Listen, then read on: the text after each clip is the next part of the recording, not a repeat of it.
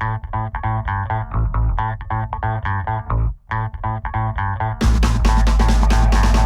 this is John Cole with OKRaw.com. Today we have another exciting episode for you, and what we're going to do in today's episode is something I rarely do actually. It's what I eat in a day, so I'm going to share with you guys what exactly I eat in a day on a plant-based raw foods diet. This is my 20th year. I'm celebrating my 20th year now. I've been doing this strong for the last 20 years. There's very few YouTubers online teaching about raw foods on a continual basis that have been doing it as long as I. So, not all what I eat in a day in raw foods videos are the same. You may see other people eating stuff, and I don't know that I necessarily want to do that. I do things for very specific reasons, and in this video I'm going to try to explain some of the reasons why I eat some of the things I do, so that hopefully some of this knowledge will wear off on you, and you will strive to eat, higher quality, better foods, so that you can be truly successful on a raw foods diet for 20 years and beyond, like I have been up to this point. I guess the first thing I'd like to say is that, one of the biggest, which shouldn't be, issues in raw foods is how many calories do you eat, right? Whether you're eating a raw vegan diet, whether you're eating a vegan diet, whether you're eating an omnivorous diet or carnivorous diet, I don't care what kind of diet, we all have caloric needs. Now, calories is one unit of measure to measure food. It's basically like when they burn the food, how much energy does it release? And we all require calories, right? And some people might say, you need 3,000 calories a day and eat that no matter what if you're on raw foods. I do not believe in that at all. I believe that can be actually quite harmful and not helpful. I believe each person needs to eat the appropriate amount of calories for them, and every person is a little bit different. There are mathematical formulas and all this kind of stuff. You could just search like for calorie calculator online. You could put in your age, your gender, your weight, your height, and your activity level, and it'll pop out a number on how many calories you should eat. So for example, for me, depending on the information put in, it says I need like 2,000 to 2,200 calories a day. And my life, I don't live my life by calories and I don't figure out how many calories everything is in, that I'm eating. Because what I'd like to do instead, after I've done this for so many years, I've become in tune to listening to my body, which is more important than, a calorie, calculator and all this kind of stuff. I eat literally when I feel hungry. That's super important. And if you don't remember anything else from this video, I want you guys only to eat when you're hungry. Don't eat for emotional reasons because you're bored. Oh, I'm bored. What am I going to do? Oh, let's eat. Suppress more emotions. No. If you're bored, go out for a jog, play with your dog, watch some more YouTube videos. But don't eat if you're not hungry, right? Number one thing, don't eat when you're not hungry. So that being said, I just woke up a little while ago, and the first thing I like to do, because when I wake up, I'm not necessarily hungry, but what I am is thirsty. So what I like to do most mornings is drink some water. So I'll drink either some purified water or some coconut water, and in general I drink about 32 ounces of water. Sometimes I'll drink 16, sometimes I'll drink 32, but once again, this is like I wake up and I'm thirsty. Depending on where you live, it may be an arid climate, maybe a humid climate, and you'll need to adjust. I live in an arid climate, so I'm literally losing water as I'm sleeping, and that's why you get thirsty. And if you feel thirsty in your tongue, that means you should have already drank water. So I try to drink water right before I go to bed, and then when I wake up in the morning, to quench my thirst with minimal calories if I'm drinking coconut water, and 0 calories if I'm drinking the water. Sometimes I'll flavor my water with some lemon juice or some lime juice, just for some flavor and make it a little bit interesting. I think this is very important upon awakening, is to get hydrated. I mean, after all, if you think about it, when we wake up, we're supposed to eat breakfast. And if we break that down, it's into break fast. So you're breaking your fast. And normally, standard Americans eat heavy, Egg McMuffin meals or bacon and eggs and all the crazy stuff that people eat, which I don't necessarily recommend. I recommend breaking your fast with water. It's the most natural thing, and we don't need a ton of energy. We don't need to put a tax or burden on our body to digest food right upon awakening, right? Oh, I need to eat breakfast and get out the door. Well, if you're not hungry, man, maybe drink some water on your way to work and pack a lunch or pack a breakfast with you.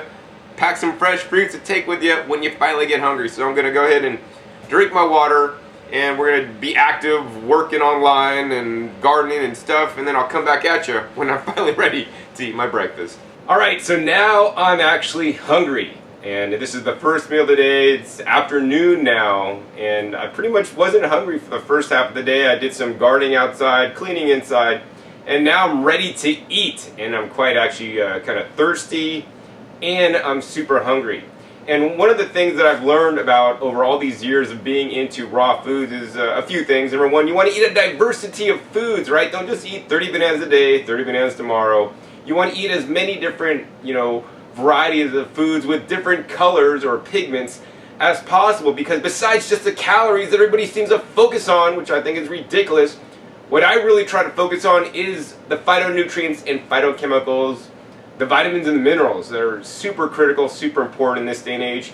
Even standard American food products, processed foods and animal products, are high in calories and low in phytonutrients. And if you're eating a starch-based diet, a lot of starch-based foods, while they have a lot more nutrition than, burgers and other things, no food can compare to fresh fruits and fresh vegetables for phytonutrients. So that's what I'm going for, and I have a whole spectrum of phytonutrients that I'll be including. So let me go ahead and go over each of them for you guys, and also share with you guys actually how I'm going to make my lunch today, because more importantly for me, besides just sharing with you guys what I eat, I'm going to share with you guys the specific recipes for those of you guys that want to know. So let's go ahead and do some close-ups of the different foods that I'll be including in my superfood berry smoothie today that I'm having for my first meal of the day. Alright, so for many meals I like to either blend or juice. Here are some of my favorite appliances. I got an Amco Olympus citrus press for making my citrus juices. I got a Omega VSJ 843 for making my vegetable juices. And of course I got the Vitamix Turbo Blend VS for making my smoothies. I got the 48-ounce carafe, so I like this size a lot. It fits underneath the cabinets, and you want to check out discountjuicers.com if you need an appliance. The appliances really help you maximize the amount of nutrients you can get in you. For my first meal of the day, I'm going to have a smoothie, and of course, in any smoothie you need liquids. So first, we need to have the coconut water. I like to use real living water instead of just, water out of the tap or filtered water like that. So we have one young coconut, I'm going to use the water and the meat, and then a more mature coconut, then I'm probably just going to use the water. I always try to encourage you guys to have, your foods that you're eating fresh. Freshest is bestest is what I like to say, and I was not an English major for you guys that are correcting my English.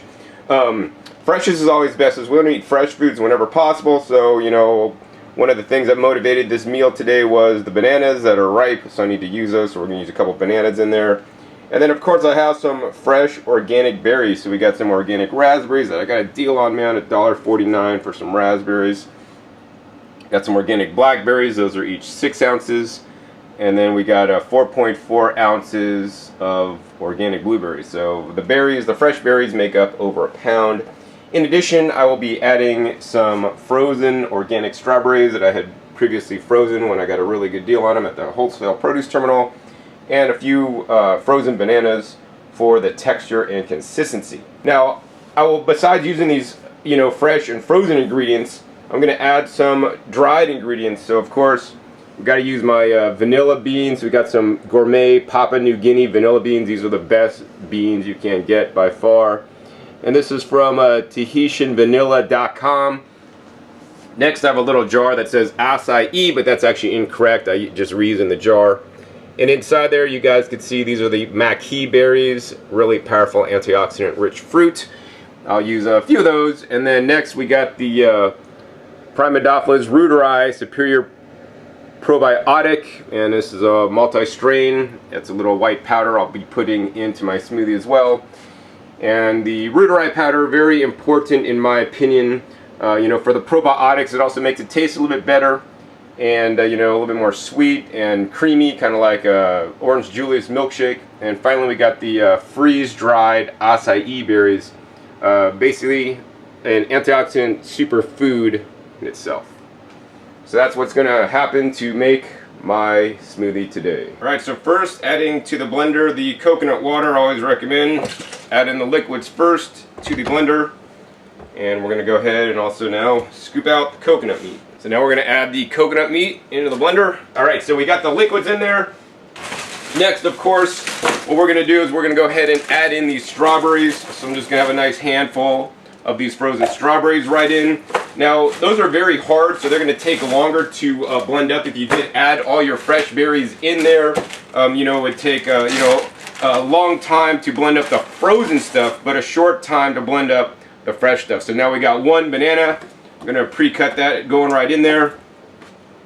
And those are the frozen ingredients going in. And then finally we're going to go ahead and add one vanilla bean. Like to just add it whole. And that's going to take some blending to grind it all up. So we're blending all this stuff first to make this into mush and a nice blended consistency. Then we're going to go ahead and add the berries and the dried powders that are going to blend much easier, so we don't have to have the berries in here running the whole time and losing nutrients. So let's go ahead and turn this baby on. Alright, so now that we got that blended to a nice consistency, we're going to go ahead and add our powders. So first we're going to go ahead and add some maki berries. I just like to shake a bunch in there. We're going to go ahead and add our freeze-dried acai berry. You know, now some people may have a problem with superfoods and all this kind of stuff. Now, you know, I like any kind of food, whether it's classified as a superfood or not. Fresh berries and greens out of my garden I consider a superfood, and I think superfoods is just a marketing term. But I do also think that every different food on the planet has different nutrients, phytochemicals, phytonutrients that are beneficial for us, that may help us out in many different ways. You know, some phytochemicals in some foods can help us prevent cancer, some can prevent inflammation, some can help with your blood sugar, all different kinds of things. So I don't like to discriminate and say, oh, these superfoods are better than those ones. I just like to try to include a little bit of all the foods in my diet. And of course, the freshest is the bestest, so I'm focusing on fresh foods and have a few superfoods in to balance it out and make sure I get the nutrients, you know, from something like the acai berries, you know, freeze-dried until I could go to South America and get them fresh. Alright, next I'm going to go ahead and add in the rooterite powder. I just shake a bunch in there, some of that white powder. The probiotics, very important in my opinion. You know, you're eating a fruit and vegetable based diet. These are prebiotics, and we should have probiotics inside of us already. But if you have taken any course of antibiotics and all this stuff, it wipes out all your probiotics. And the probiotics, you know, do a lot of things. They help you digest your food, and they also are part of your immune system. So I take these probiotics as well as other ones to ensure that I have a constant flow of probiotics in my system for optimal health. Alright, next we're going to go ahead and put in one fresh banana. We're going to go ahead and peel this guy, and even though it's jacked up and looks super ripe on the outside, on the inside looks nice and good. So we're just going to go ahead and drop it in there. Alright, last thing to add are the fresh berries. So we got the raspberries first. I'm going to go ahead and drop those in there. Make sure we don't got any bad ones, because this was a marked down package. Yep, they all look alright. Drop those guys right in there. Next we got the organic blackberries. Once again, we're going to just go ahead and drop those babies right in there too. Finally we got, of course, a little container of the organic blueberries. And I like all the different berries for different reasons. And now we're going to go ahead and put the top on, and we're going to blend this baby up. Now, very important when you're blending your smoothies after you made your initial mixture is you want to try to do a technique I call pulse blend. So you want to just, like, you know, put it on high speed, and you're going to flick the switch on and off just to blend it a little bit, just to get everything broken up until it's all ready.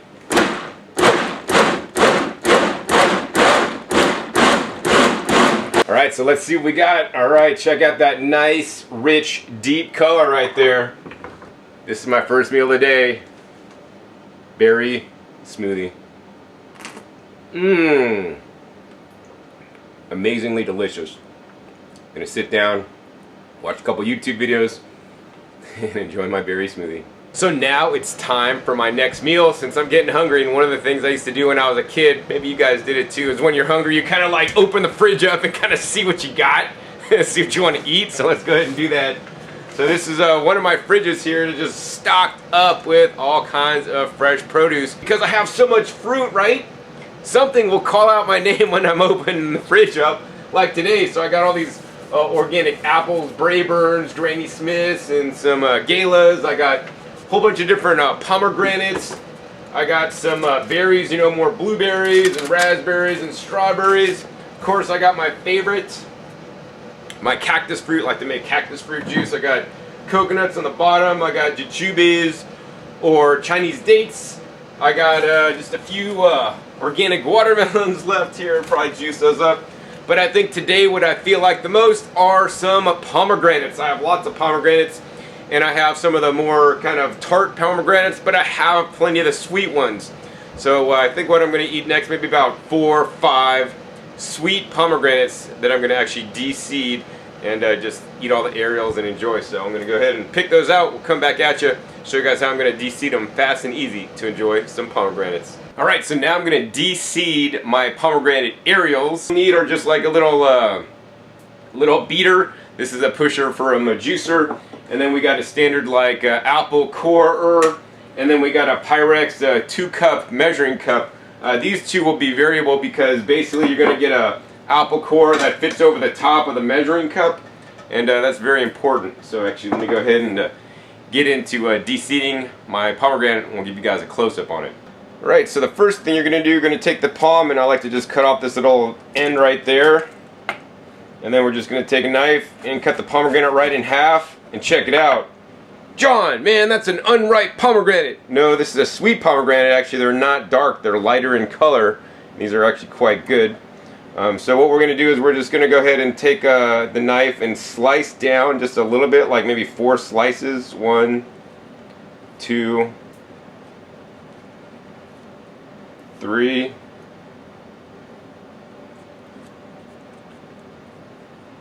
4.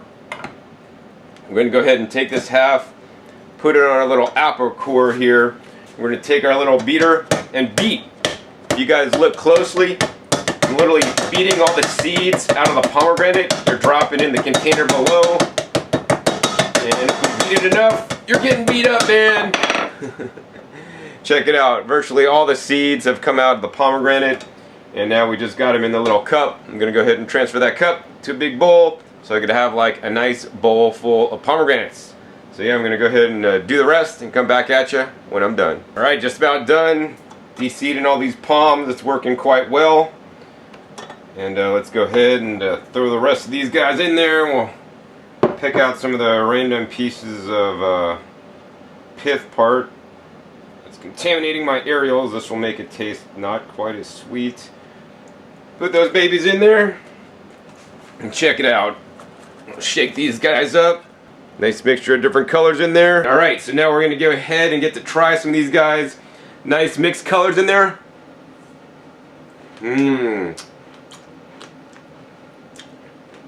Delicious. So now I'm ready for my last meal of the day. And for my last meal of the day, I generally like to have either a soup or a salad. Now my soup is a vegetable-based soup, so for example last night I juiced a whole head of celery, a few carrots, as well as some leafy greens from my garden for my soup base, and then I'd blend other things into it. Tonight I'm deciding upon a nice delicious salad since I have an abundance of leafy greens.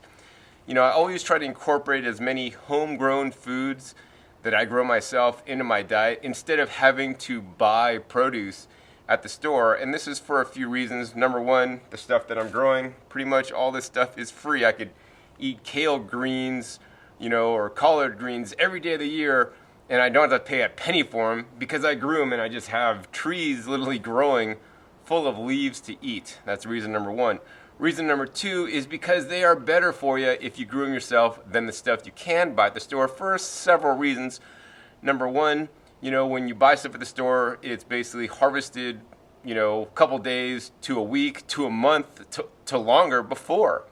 And once after produce is cut and harvested, in the sense of the leafy greens especially, you know, the nutrition goes down over time. In addition, the flavor is just not as good anymore.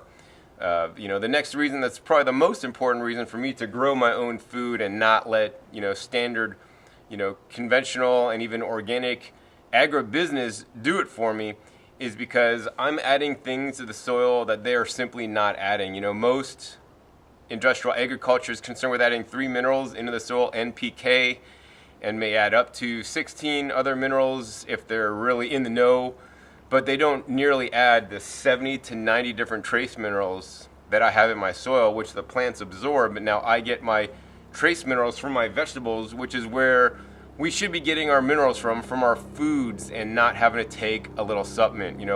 One of my goals in the last 20 years of being into a raw foods diet is, I'm trying to eat things as natural as found in nature, and natural is picking things out of your garden and eating it to get some of the beneficial probiotics that are in the soil, to get your own B12 that are produced by bacteria in the soil. That being said, I still take a B12 supplement, but things are not being grown in accordance with nature. B12 is cobalamin, a kind of cobalamin, and if you don't have the cobalt in the soil, right, there won't be the B12. And the other thing that's important besides having the cobalt in the soil is the bacteria that basically digest the cobalt to make the B12. So that's a whole nother topic I'm not going to get into, but that's just one of the many nutrients that you may be missing in your diet because you're not growing your own food. That being said, I still wouldn't rely on my own homegrown food, to get my B12. That's why I supplement, once again. But there's other minerals and other phytochemicals that can be produced when you grow your own plants with the trace minerals that simply are not in the food of today. This is critically of importance if you want to succeed for any length of time really well in a raw foods diet. I do recommend you guys grow your own food.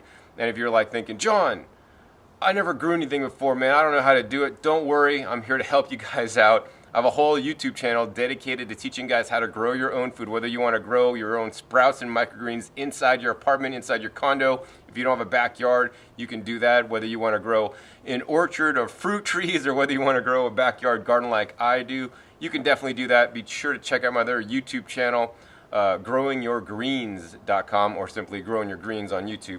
But yeah, so yep, I'm going to harvest some of the best stuff on the planet, some of this tender romaine lettuce. I got some butter lettuce here, some bok choy, got Brussels sprout greens, kale greens, cauliflower greens, broccoli greens, and let me tell you, the cauliflower greens, which you could actually rarely even find for sale, they're amazing. And I mean, the other reason to grow your own garden is to have more diversity. If you think about it, if you go into the grocery store, you're thinking, man, we have such a wide variety of things we could buy at the grocery store. There's like, a couple hundred produce items. I mean, that's just a drop in the bucket of how many plants are edible. And if you're not aware of all the different edible plants, you want to visit a website, pfaf.org. That's Plants for a Future database, which lists all the edible plants, and most of which actually I haven't even tasted. I've tasted a small percentage, and I try to, find and forage and get new plants and bring them into my garden so that I could have access to these nutrients, plus also new and different taste sensations. Because one of the things I want to share with you guys is that raw foods is not boring. When you could grow all different kinds of greens, things that they can't even sell, so that you could be healthier. Anyways, I think I'm going to go ahead to start picking some greens. Maybe we'll start out with some of this little baby delicious romaine lettuce. Man, so sweet. So delicious, it just makes me smile. All right, got to pick my salad now. All right, so now, ready for dinner. Got done picking all my fresh greens. As you guys can see, got a big bowl of my greens, all picked fresh out of my garden. This is over 1 pound of leafy greens now. So I almost have all my salad ready. As you guys can see, got a bowl there, and just got a last handful of greens. And what I like to do with my greens is basically just bundle them up and use a nice ceramic knife and just do a technique called the chiffonade.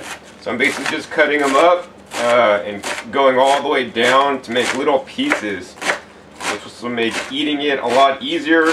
It's already starting to be broken down, and this is very fast and efficient for me, so I don't have nice large pieces, and I have pieces that'll easily fit into my mouth. All right, there we go. That's all my greens. So we have things like lettuce in here, bok choy, some collard greens, some cauliflower greens, some broccoli greens, some lettuce in there too, some dandelion, all kinds of mixed greens, all mixed up. And your salad should be about this big, man. If your salad's not this big, you're a loser. Go home. No, just kidding.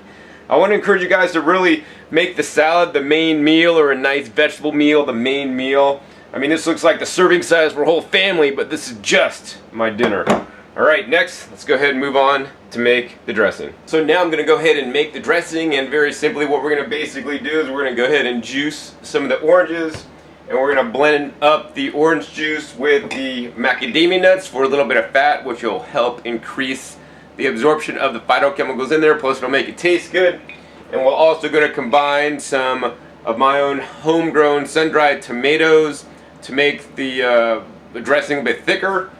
And then finally we're going to go ahead and add some of the cordito, and this is basically like a sauerkraut, so it's fermented vegetables and has some, once again, probiotics in there. I want to try to focus on probiotics. Usually every day I get some in me. And then finally, of course, besides the mac nuts, I'm going to add like 2 Brazil nuts to make sure and ensure I get my selenium requirements met today. And we also have some peppers here that I'll probably also blend up into the dressing, or maybe just cut up and put on top of the salad. Alright, I think we're all done blended, and check this out, baby. Nice and thick dressing going on over my delicious salad. Woo-hoo-hoo! Alright, there's my salad. We're going to go ahead and mix this baby up a little bit, and we're going to have a first bite on camera for you. Now, I want to let you guys know that I've never made this salad dressing before. John, what? You're trying a new salad dressing out on us? Well, the fact of the matter is that I don't make the same salad dressing like probably ever, because every night I have different ingredients. I kind of put in different ratios. I usually never measure anything, and I just put a little bit of this, a little bit of that, and it comes out great. So let me go ahead and try this guy here for you.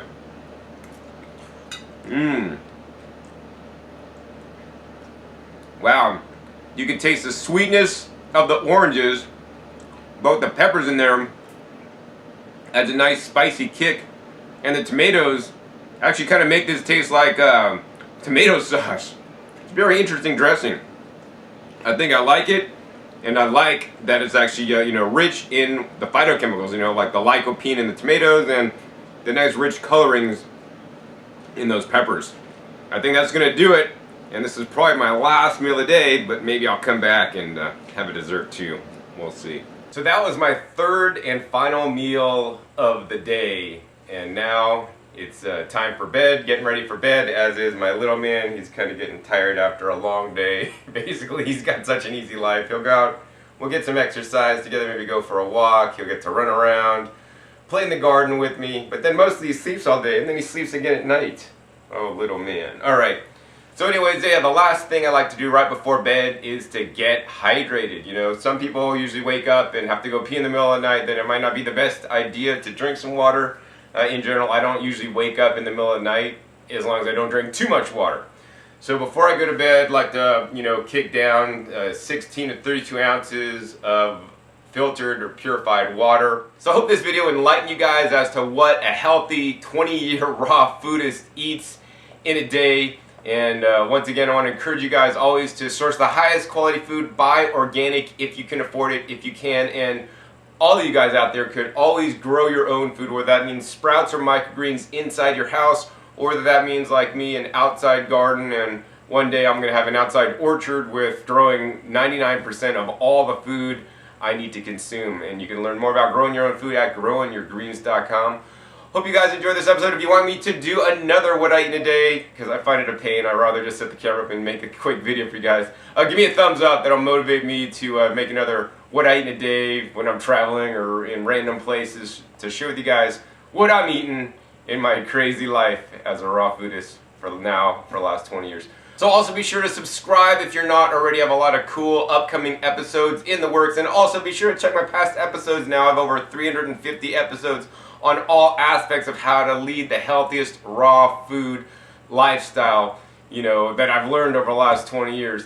In any case, once again, my name is John Kohler with OKRaw.com and little Oakley. We'll see you next time, and until then, remember, keep eating your fresh fruits and vegetables. They're always the best. All right, this is John Kohler with OKRaw.com. Today we have another exciting episode for you, and this episode is going to be a short one of that. The question is, I got a nice horse here. Where does the horse get its protein? I mean, this thing towers over me. It's super huge. If we look in its mouth, and I'm not going to open up.